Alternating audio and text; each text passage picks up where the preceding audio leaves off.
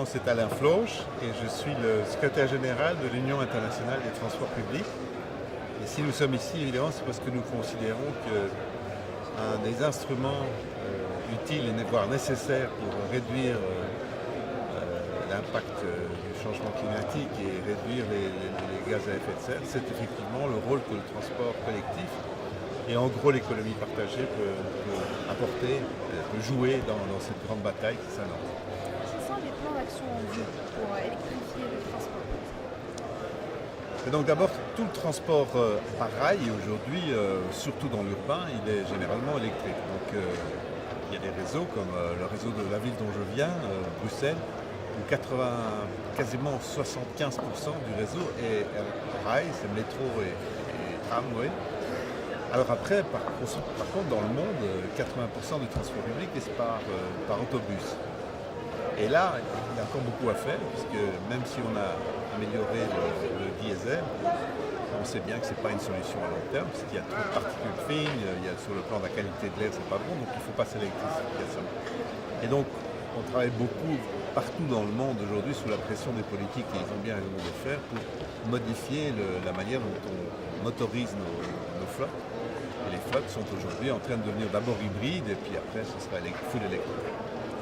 Est-ce qu'il y a des contraintes aussi de prise de conscience pour amener les gens à s'adapter à la nouvelle technologie de l'électrification du transport? Est-ce qu'il y a des contraintes?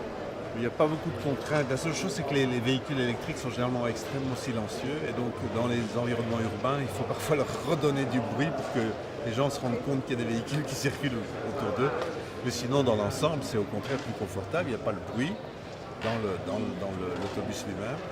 Et les accélérations sont excellentes. Donc en fait, c'est une technologie qui est très efficace, très efficiente. Et je pense que ce n'est pas la même chose qu'un train automatique. Parce qu'un train automatique, ça viendra avec les bus automatiques. Ça, je pense que quand on n'aura plus de chauffeur, il y a toute une acclimatation, parce que la population peut-être...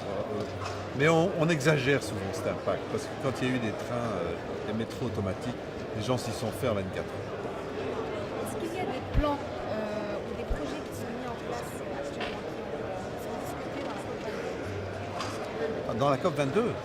Ben non, je pense que le phénomène d'électrification, il était déjà là avant la COP 22. Je crois que, oui, c'est-à-dire que maintenant ça progresse partout, donc il y a une prise de conscience qu'on doit y aller.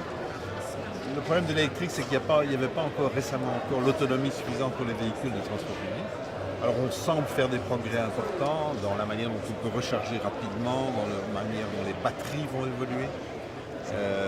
Donc il y a encore quelques années pour que ce soit commercialement complètement fiable, parce que c'est au fond ce qu'on cherche aussi, c'est qu'on ne veut pas qu'un autobus tombe en panne au milieu de la journée.